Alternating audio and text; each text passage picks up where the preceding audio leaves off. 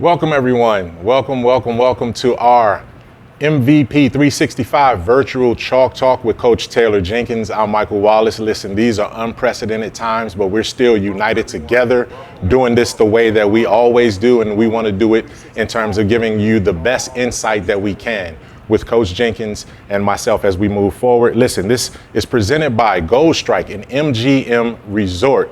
And Coach, thanks a lot for joining us. I know we got a lot of season ticket holders and MVPs waiting to hear from you.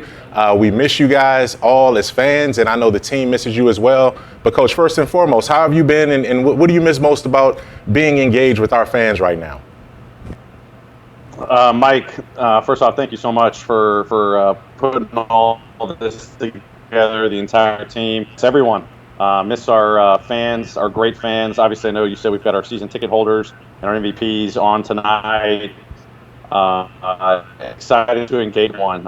It's definitely unprecedented times. We all miss basketball. We all miss being in FedEx Forum and seeing the Grizzlies out there competing and having a rocking. But it's been exciting to engage with our fans and the community in a lot of different ways right now. But we're enjoying time at families, trying to stay busy with work here and there. Looking forward to when that day comes back where we're back on the court. But right now, just excited to be here tonight. Hope everyone's doing well, whether that's in their personal lives, in their work lives, whatever that is. I'm just excited to be able to sit down for a little bit of time right now and talk a little Grizzlies basketball and have some fun. Oh, man, yes, we love talking Grizzlies basketball. And through this time, Coach, I think a lot of fans will appreciate knowing that not only have you gotten your Twitter and social media skills up to par by live tweeting some of our games on our Grizz Rewinds, but also, just having a chance to do stuff like this. I mean, the virtual, the Zooms, and the Skypes that you've been able to do to keep in touch with the players and the coaches and your staff there. How has that process been, checking in with the team and your players and your coaches? Well, first off, I'll say I haven't got my grade report yet for my Twitter takeovers. I hope I did a solid job. But that was a lot of fun. I mean, obviously going back and tweeting about some great games, for the Grizzlies this year. But the highlight of it was really interacting with our fans. When they were tweeting at us, being able to retweet, go back and forth and have a conversation was really exciting for me. Obviously, everyone's missing the Grizzlies, missing basketball. They're passionate about their teams, so that was a lot of. And social media wasn't my bag. That was definitely a first timer when it came to Twitter. But right now, I think I read an article the other day, probably stock in Zoom or bought some stock. I mean, this thing's booming, and it's kind of our way of life right now when it comes to even talking with family and groups of friends. But us Grizzlies, our team gets together every single week. We actually are going to get together tomorrow, and we usually get together for about an hour and talk about how everyone's doing, and we try to stay a little bit away from that and just kind of have some fun. When we get closer to knowing when practices will resume and games will resume, we'll start, watching a little bit more film and getting the mind a little bit more. Our assistants and myself are doing a lot of one-on-one sessions through Zoom with players, engaging them, having dialogues about their hobbies, their side of basketball that they're obviously going to invest some time in right now. And then we'll watch some film. I've been watching film with a couple of guys and coming up with new play ideas and talking about player development, growth, things to continue to be thinking about when we do get back to action on the court. And then our coaches, we get together, 2 or 3 times a week. We're doing action film, going through player development programs, doing analytics dives, and really uncovering some good stuff that will help us in the future. We're doing similar to where we'll share screens and come up with new play ideas and new drill ideas, basically trying to just keep the wheels turning in our heads. But definitely the number one fun, even though there's some work to be done, in these unprecedented times. We're going to have some good laughs, continue to build relationships amongst each other, and we all miss each other. And if we don't have a big hug or a big high five right now, it's about just getting together and just be able to see face to face and have a positive experience, given the circumstances. No question about that. And we have a lot of MVPs that put some questions in our queue, and they want to get their questions right to you as well. You and I could talk all day. I don't want to steal much of their thunder, but we'll start off, though, because we have everyone in here from our legends who have been with the Grizzlies from day one in terms of season ticket holders, all the way down to our rookie MVPs who just got on board this season for your first season alongside Ja Morant here. So I guess we'll start with Michael Winner, and forgive me if I'm mispronouncing the last name, but Wener, MVP legend in his 15th season with the Grizzlies, and he wants to know, Coach, how have your players kept up with their conditioning, both mentally and physically, over the last month, when you can sort of factor in what's had to happen with the hiatus and trying to do things on electronic and virtual formats? How have they kept up mentally and physically? Yeah, well, first off, I mean, thank you, everyone. To know that we have people that are legends and are rookies, it's awesome. So I appreciate y'all's support. That's a great question. It's kind of the main focus right now with a lot of our guys who can't get on the court right now. We're hoping very soon. But our performance team's done an unbelievable job. Daily communications. I just talked about how our assistant myself are, getting touch points with these guys a couple times a week over Zoom and, through text messages and different video sharing softwares. But when it comes to physical and, mental state, our performance team has put together individualized plans for these guys, and they do, private channels. Sometimes they do live Zoom set. I've kind of seen what the guys are in the mood for, but also creating, whether it's through YouTube or an Instagram private channel, our performance team is creating work guys to do at home. We've sent them equipment. Some guys are ordering, treadmills, and they've got their free weights and bands.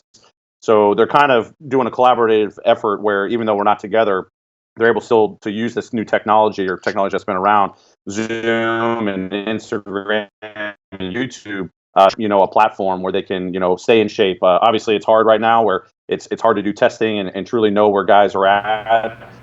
But it's been great, I've been getting and talking with the guys of how they're enduring right now, as we all are. Is we're just taking it one day at a time.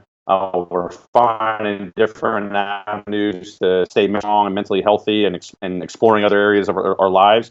But when it comes to their physical state, we're supplying them with, a lot of effort from our performance team to make sure they have everything they want when it comes to them building up their regimens at home. And, our coaches, some of our guys are lucky enough to have a hoop in their backyard. And when they go out there, it's been fun to hear about the dialogues about what they can be working on, whether it's a ball handling drill, a shooting drill, just to supply them with, more information on how they can go out there and stay, in a routine and stay in a rhythm as much as possible. We know the challenges right now are definitely unique and, one playbook for how to handle this. But I think our team has really risen to the task, our performance team, our coaches, and our players. And that's why I've said on numerous occasions over the last couple of weeks, I have no doubt and I have the utmost faith that when we do get back up and running, whenever that day is, our guys will be, ready to go. We'll have to shake up some rust and, make sure we get back in shape, sure, we're truly healthy before we start playing games. But the fact that the guys are engaged, that tells me that they're definitely mentally in a good place. All right, Coach Chip Crane, a 19th season MVP legend, wanted to know, how do you guys keep track? And you sort of alluded to it right there with the check-ins and constant updates with the performance team. But how do you guys sort of keep track of the player development over this period? And then specifically with guys that were sort of on their way back, the Justice Winslows, the Brandon Clarks and the Jaren Jackson Jr.'s, where are they right now in terms of what you can been able to tell from their physical condition? Yeah, I'll answer the second part first. I definitely think we're in a good spot where AJ, Brandon, Justice, right around that Portland game before this hiatus hit, those guys were coming back. JJ and Justice within that week, and BC was, maybe a week or two away. But fortunately enough, we still had a few extra days when we did get back from Portland before the season was suspended, that guys were getting routine work with the performance staff. And that's part of the plans. Certain guys that we knew were coming back from injury and had different rehab plans. Our team has been on top of them, even though it's remote, to make sure that they're feeling good. All these guys are really close, which actually is a good for us that we're months away, and we maybe be losing out on an opportunity right now to really get them healthy. And in order to track, I mean, it's definitely unique right now. It's because we don't have games being played, we don't have workouts being held where we can be tracking and using film or using different data metrics from game play to see how guys are in areas of their game. So right now, it's really trying to kind of open these guys' eyes to seeing the game and seeing whether it's in individual part of their game or whether it's a team element. It's been fun having dialogues with these guys one-on-one where, we're talking about individual areas of their growth and how they can think back to when this season first started. They got to up to, the beginning of March, and what areas they need to focus on moving forward.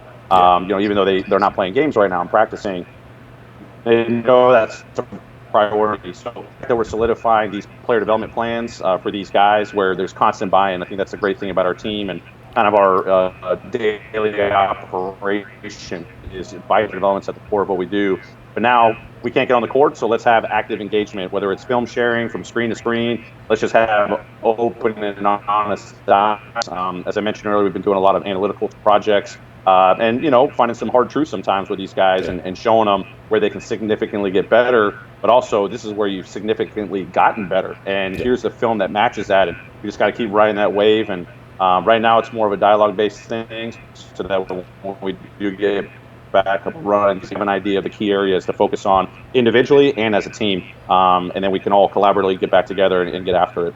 Yep, Coach, we have almost 100 season ticket holders on our live stream here. We do see you. We do see the questions and the comments coming in. Joyce Ripley simply wants to say, Coach, she misses you. She misses her Grizzlies, and she wants to get back as soon as possible to see you guys. What is your message to fans that, have to endure this? Obviously, we're all about taking the priorities and the precaution to make sure we do this safely and follow the guidelines of the mandates of the government and obviously the league as well. But what's your message to fans who just can't wait to see the Grizzlies again? I love y'all. I love y'all, and I miss you.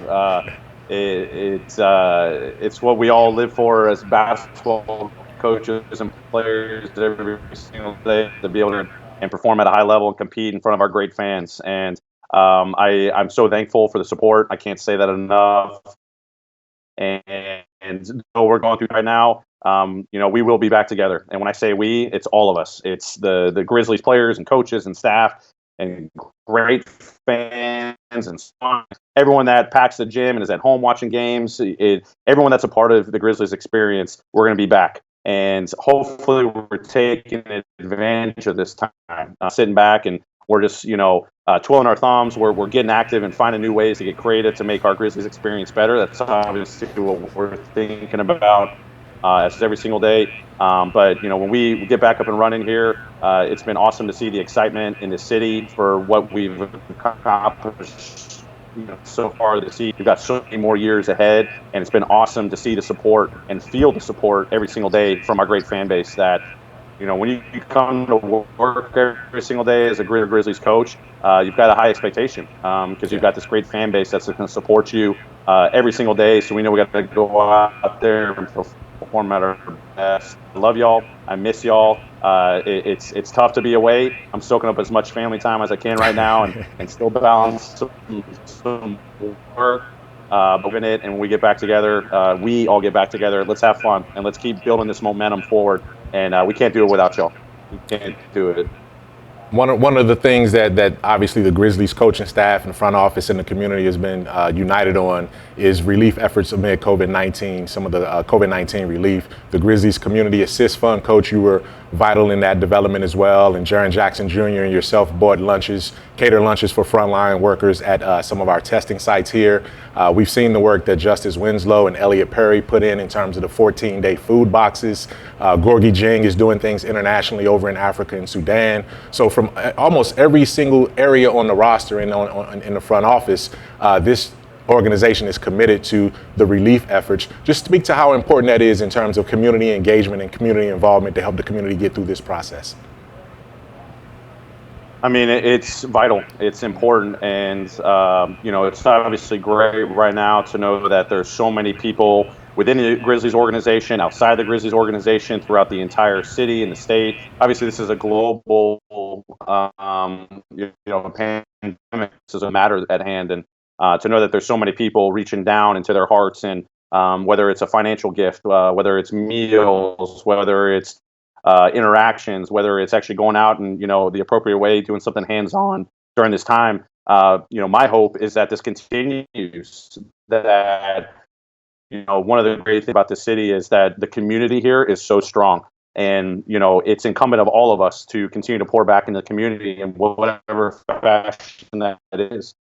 Create opportunities for everyone, to create safekeeping for everyone. And obviously during these times, it really tests your community and the commitment of everyone to really be a neighbor. And, one of the most powerful words that we talk about every single day as a Grizzlies team is together. And that's obviously something we implore of them on the court. We got to play together. We got to share the ball in offense. We got to be there for our teammate on the defensive end. And then off the court, we got to go and have fun activities and go have dinner together, whether win or lose. Pick a teammate up, when they're struggling or something on the court or off the court in life. Same thing applies in just in life, that, it's great that we can all rally around. Obviously an unfortunate time right now, but there's so many people in need. There's so many people that can always need help. So it's incumbent of all of us to be there together, because the only way that when you talk about going through a hard time and then coming out even stronger at the other end is to do it together. And it's so powerful to see, what's going on. Yeah, it's the MVP 365 Virtual Chalk Talk with Taylor Jenkins. I'm Michael Wallace with Grind City Media, and in some ways we're just getting started. I still have a whole list of questions for that you guys as MVPs have for Coach Jenkins, and we'll go next to Scott Dawson, a 19-year MVP legend, who says, "Congrats, Coach, on your first year on the bench. As a first-year coach, what did you sort of over-prepare for? And then on the flip side, what surprised you the most this season that you can sort of take into next season that you've learned the most from?" Wow, great question, Scott. I like to think I over-prepare for everything. I always want to be one of the most prepared coaches that I can be. But I definitely think, having the experience of working, in the NBAs and an assistant, walking in Atlanta, have really helped me kind of identify certain areas that I need to get stronger in as a coach. I think back to when I was a G League coach and coached my last year there, and realized that summer afterwards, okay, I've got to get a lot better in managing the rotations. That's one thing, that was something that I've always carried with me dating back to, 2013, I think was my last season in the G League, and really realizing how do you manage the roster? How do you provide these for a roster of 17? Most nights you're playing anywhere from 9, 10, 11 guys. So there's a good group of guys that are rotation. How do you keep them ready? And how do I manage a rotation throughout the game? Obviously, our depth this year has been really key for us. Has saved us a lot. And trying to understand how you develop a game plan when it comes to rotations going into a game, but knowing that's going to change depending on what the game's telling you. And make sure I prepared myself to think about different situations that might arise themselves. Is it something that we want to address when the other team is throwing a different lineup out there? If we want to extend a rotation with a certain lineup, how's that going to impact other players? Because certain guys are playing well, and we want to ride the hot hand or the hot group there to finish games. Always having these debates in my head, and talking with our coaching staff about how we wanted to handle certain situations, finishing quarters, but especially finishing games. So I took a lot of stuff from when I was a G League coach and realized I can manage a rotation a lot better, and identifying, when is the, sometimes tough decision to pull a guy out of the rotation and put someone new in the rotation. That's one thing I was constantly having dialogues in my head with, and trying to get ahead of when the season started. But once those get played, things change, and making sure I had a plan of action to be able to handle those changes when they came about. And then probably the thing that surprised me the most, is, now you're the one standing on the sideline, which I had done, when I was a G League coach, and when you're sitting on the front of the benches and sit to a certain degree, but the importance of a really good relationship with the officials. It's not just players and coaches who are out there competing. Officials are out there; they've got a tough job. Sometimes it's an unenviable job. They have to make tough calls, and there's crowds that are up against them, and players come.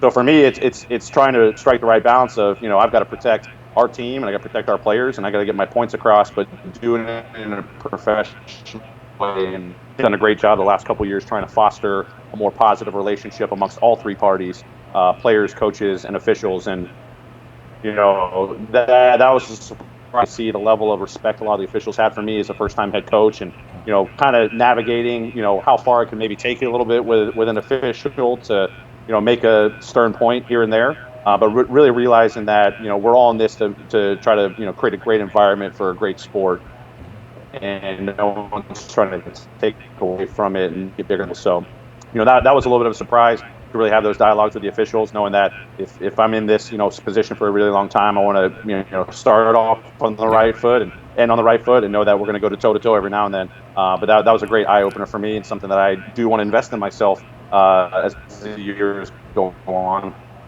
In many ways, these are all symbiotic relationships that you're talking about. And one of the things that Mark Counts, a MVP all-star level in his 7th year, wants to know is, can you give an example of how some of the veteran players have imparted lessons to some of the younger players? And can you speak to one specific example where that's happened both on the court and off the court, where you've seen that relationship between our veterans and our young players come into fruition? Yeah, I got to get a lot of credit to our veteran player team. Oftentimes we talk so much about how we've got a young team, a young core, but we've got a great core that includes some younger veterans, guys that have been around the league 8 years, and those guys have been instrumental in the growth of our young core. I think they've taught them so many different things on the court about how to read the game. How to read defenses is a big one. Making the right play. And they've been extensions of the head coach on the floor. So I leaned a lot on, Jonas, Kyle, Tyson, Jay, and Solo, who no longer with us, but were instrumental with that group to really help our young guys take the message that the head coach was every single day and really apply it out there. I'm not the one lacing it up, with my shoes, going out there trying to make a play on offense, or get a big block on the defensive end, or execute a cover. And really guiding them. And I think one example I can think of, and there's countless ones. I thought Jay was really big in helping Ja game, and really understanding that even though he's an unselfish player and a point guard that loves to set up his teammates, and it's a driving force for us, he's going to have to go be aggressive and score, and not just rely on playmaking for others, but really, when you're a young point guard, you're the young quarterback, like all these guys that are distracting, you've got to figure out when are you going to put your stamp on the game. And sometimes that's hard for young players to figure out, especially at the point guard position.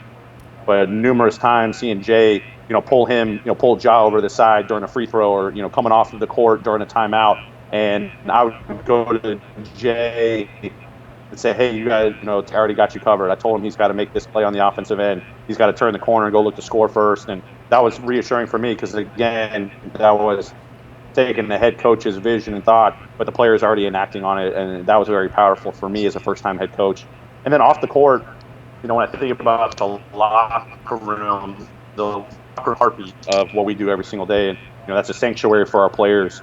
And to be able to go in there as a head coach and have positive film sessions where I was trying to jump on the team, to really be able to take a step back sometimes and have our veteran players reinterpret what I was saying for our young players to see through their own experiences, and knowing that those guys are already having conversations of their own all the time. But when they're seeing a specific clip on the film session and I'm jumping on someone, I'm trying to educate them on something that we got to see a little bit better, to be able to have our veteran players speak up in a film session and echo what I was saying, but maybe talking a little bit for our young guys to kind of figure out, that was powerful. And that was important for me to be able to lean on, our vets to really guide in a lot of different, on the court and off the court. And they've done it so many different ways, showing our young guys how to be professionals, their work habits, but specific things about how in going out and reading and producing at a high level. That's our goal for all these guys, and what better way to lean on guys that have done it already for a number of years in the NBA. Coach, thank you for all your insight there. We got a virtual room full of questions here, virtual room full of MVP season ticket Excellent. members, and it's the questions are pouring in. Listen, this is the kind of exclusive insight that you get from the Memphis Grizzlies when you're an MVP level season ticket member. So continue to reach out to your reps, reach out to FedEx Forum, Grizzlies.com to renew, to stick on board with us, because this team is going somewhere, as you can hear from all the excitement and energy from Coach Taylor Jenkins and our virtual Chalk Talk. Coach, a lot of questions are lined up in my queue right here. All of them are hitting on the same point. We had a superstar assistant in Coach Niele Ivey obviously get a dream opportunity to go back to Notre Dame. How much is obviously, even in a short time, we know Niele and all the scouts that she did that ended up being successful. Ja talked about that. How special was she to have on your staff for the season that she was here? And what are the steps sort of that you take to sort of try to fill those shoes? And I know they'll be tough to fill as we move forward. Yeah, I mean, I'm going to miss her so much. In a short amount of time, she made a tremendous impact. And, we can speak to the scouts. We can speak to the countless film sessions she had with our players and the workouts she held to help them get better. But really, it was the relationship she built. I mean, just a positive spirit every single day. One of the best work I've seen out of any coach. And those were all the things that, I had learned during the interview process when we couldn't wait to, welcome her and try to hire her. And when she decided to come and join us, I was ecstatic. And I've been blessed to have an unbelievable coaching staff my first year, with diverse backgrounds, pro back, NBA and WNBA, and high-level college play and overseas coaching and playing. But at the core, just great people, and minimizes that. And it's when she broke the news to me that she was going back to Notre Dame, I knew it was coming at some point. I mean, without a doubt, it'd be crazy not to offer her the head coaching job when that opening came about. But I was sad. I was sad because family member, and to know when I talk about the entire coaching staff how close we are, how much we've been able to rely on each other. No one has an ego on this staff. Everyone help each other get better, help our players first and foremost, but help each other, myself, and to see how our coaches worked with each other. And, coaches in NBA before helping Niele make that transition, but then Niele, the idea she was bringing from Notre Dame and her experiences there when it came to, scout processes and, analytics and, the way to look at player development was important to get a different perspective. And hopefully, she's talked about how she's learned so much here, and we'll take that back to Notre Dame. But the lasting impact of, her positive spirit and heart that she poured into us is we're truly going to miss. And, I don't even like to use the word replace. I mean, there's no replacing Niele Ivey.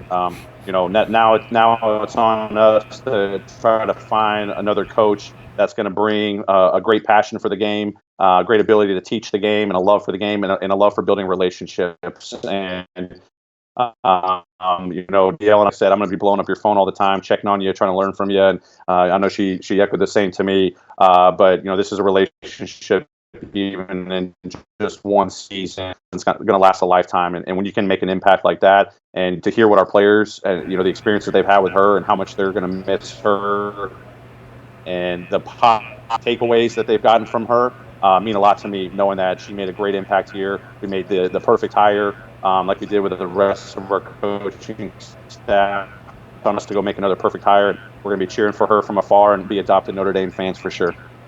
I think Michael Wood, an MVP veteran in his fourth season, that you pretty much summed up his question right there with your answer. And he was going to ask about the culture that this coaching staff is building right now, which you're building right now in terms of the culture, both on the court and off the court. And you've talked about the relationships, you've talked about the development, you've talked about competing together, and that's been what that culture has been established in the foundation of that culture. So then I'll jump back up here to Melanie Yelder, an MVP veteran, who wants to know what kind of regiment do you expect as the players, once we get clear and the safety guidelines are sort of eased, what kind of regimen do you expect the players to initially take to get their way back into NBA conditioning?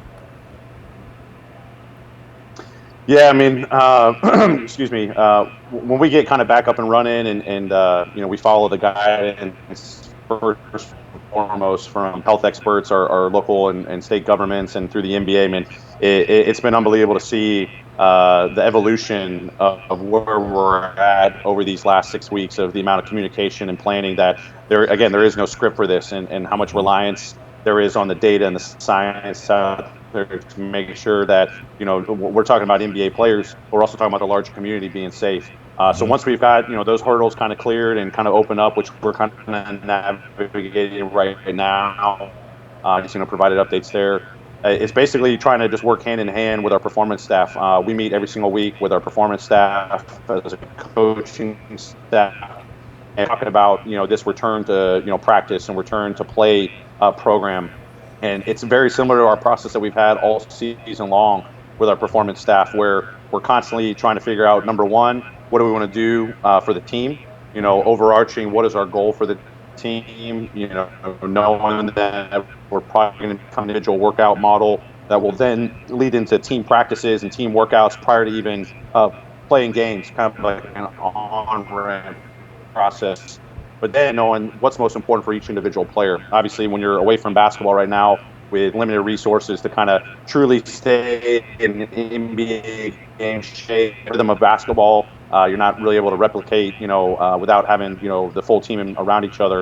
It's going to be exciting.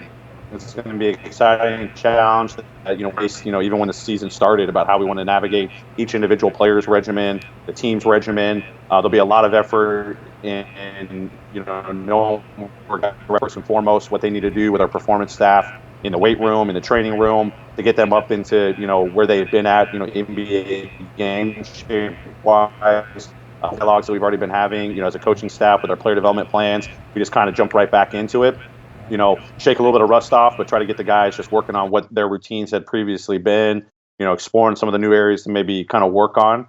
And, who knows how much time we have to do that, but there's definitely going to be a thought-out process identifying what each guy needs to be doing on a daily basis. And then when we get to team organized activities, really identifying, what's at the core of what we need to do. You talk about all the time our habits. So our habits don't change from how our guys individually work, whether it's in the weight room or on the court. The same can be said when our team comes together, because that's what's going to get us in the best position possible for when games do resume. So luckily our guys know what's coming. They've heard me talk about it a lot. They know what our performance staff as always gearing up for, get back up and running in our facilities. Our guys are going to be excited because they're so used to it. We're all creatures of habit. That allows us to formulate those habits that come to put us in the best position possible when we get out there and compete and get back to game action. All right, I got several. We love you, we love you, we love you. Go Grizz. We love you, Coach. We miss you, Coach. So I got several of those right there. So the love is definitely there from my MVPs. And Coach, we'll wrap up with this one here. This is one that's sort of forward-looking in terms of when that time comes, when the safety measures are clear and in place and we can resume to some level of normalcy, getting back to the NBA season. Daniel Doughty, who's a rookie MVP in his first season as a season ticket holder, MVP here. What are three things that you see from this team so far that they can build on once you come back? What are three areas of growth? What are the next three areas of growth for this team that you see as we sort of look forward to the time when we can resume? Daniel, great question. It's been fun as we've kind of, been diving into film and diving into analytics right now. Sometimes you need to step away a little bit and look at yourself, take a long look at yourself in the mirror and realize, okay, where can we get better? And, being able to attack these conversations with our entire coaching staff and getting a lot of it has been really helpful for me, because when we do get back into action, we got to have very specific points we want to hit the team with. Can't have 20 different things. So I may take your guidance right there and say, all right, fellas, we've got three things to work on. Our man Daniel said we got to think about these three things. This is what we're going to do. Number one, one thing, it's been great to see this team where, we've had pockets of success, in stretches of games, but then in games themselves, we've been a team that's maybe finished better, but hasn't started well, or we've started well, and then we've picked it up and we've played better in the meat of the game and the end of the game. To me, it's about playing a full 48 minutes more consistently. I think we've started games well, we've ended quarters well, and then we come back out of halftime and basically revved it up the exact same way and basically taken our level.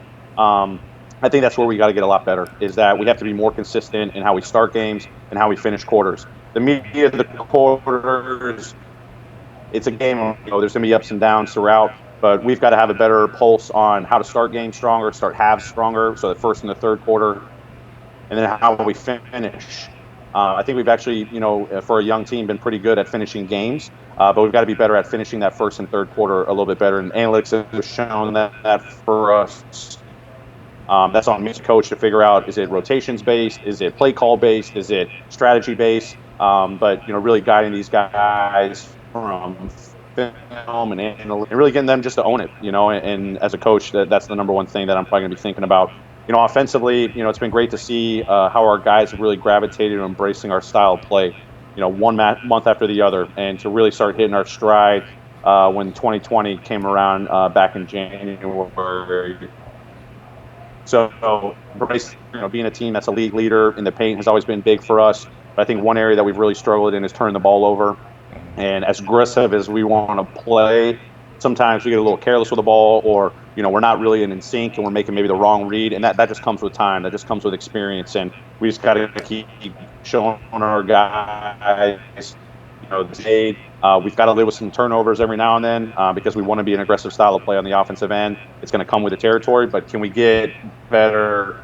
Because right now we're one of the bottom third teams in that, and that can limit production for us and can put a strain on your defense when the other team can get easy turnovers and get out and run. And then think about defensively right now. If I were to pick something defensively, I think we've done a pretty good job, embracing protecting the paint. It's been a big MO of ours. We started in the season, we got a whole lot better, so it's been great to see the growth there.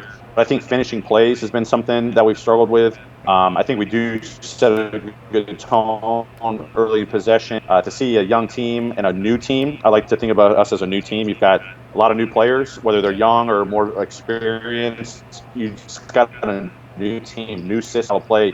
They compete. And that's one of the things that we hang our hat on, is going out there and flying around and competing and wreaking havoc on the defensive end. And we're only going to get better. We're going up the charts about where our defensive rankings are. But we got to limit teams to just one shot. And, that's not just on our bigs to get all the rebounds. Our guards, they come in and, it's something that we've been, showing our guys over and over and over again. But like I said, with the offense and the starting games and finishing quarters, ownership, we got to realize that those are three areas, and not lose track on what we've already done well. If we can get better in those three areas, we're going to take huge leaps into our offense and defensive production, and then how we just manage games and, take a stranglehold on games. So those are definitely three things. I'm going to write them down after this phone call. Jay, you sparking that question, Daniel, and I may to lead it off our first meeting. Say, all right, fellas, if there's only one thing that we can take away from this hiatus, there's three things, and it came from this 365 Chalk Talk. So I appreciate you, and I salute you.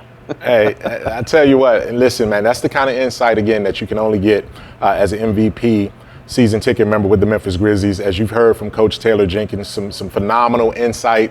Listen, this is normally not the way we do it, but we're evolving through these difficult times as well with the 365 virtual MVP Chalk Talk. We want to thank our presenting sponsor here, Gold Strike Casino at MGM Resort. And Coach, if there's any last message that you have to our MVPs, and again, folks that have been rookies this season with you all the way back to starting the first season back here when they got to Memphis, what would your final sort of comments be to them as we sort of move forward into this process? Thank you for tonight. This was awesome. This is something that I was getting very excited about when I knew this opportunity was going to present itself, that there was great excitement on y'all's side to want to engage and get some insight because that shows a care. That shows a care and a love from our great fan base, and y'all's commitment, obviously, whether this is your first year with a team or you're going on 20 years and beyond. Not trying to sell y'all anything, but hopefully it's 20 more because I think we've got an unbelievable group. Hopefully you guys have felt it's only been 1 year and only a few months right now, and records aside and all that stuff, I do have ultimate faith that we're going to do some special things here. This city deserves it. This city wants it. This city gets behind their team. I feel that every single day. My family feels that every single day, and it's the people here in the city. So we miss you dearly. I can't wait to get back into the building and compete in front of y'all and continue to put on a great basketball team for our diehard fans. So the last thing I'll say is continue to stay safe, continue to be well. I wish that for you, your families, your close friends. We keep working on this together. Keyword together. We'll get through the woods on this pretty soon. We'll get back up and running. We'll be stronger than ever, and that's how Memphis is built. It's that grit, that grind, which is a part of our ethos, and that's huge. And I know everyone. I can't see everyone's faces right now. Can't wait to see them soon. But stay. Thank you for the support, and it's meant a lot to me. Thank you for participating with me tonight. You got 20 more Go Grizzlies pop up here. And obviously, Coach, thanks so much for your time there. When the season was suspended on March 11th, the Grizzlies were in the playoff position, one of the best up-and-coming teams in the league, the most improved team in the Western Conference. That's not going to change when this thing restarts again. We're going to pick up where we left off. That's what everyone is expecting. That's what everyone is gunning for and hoping for here as well. Stay safe. Thank you so much for joining us on our 365 MVP virtual Chalk Talk for Taylor Jenkins. I'm Michael Wallace. Keep it locked on all of our coverage at MemphisGrizzlies.com and Grind City Media.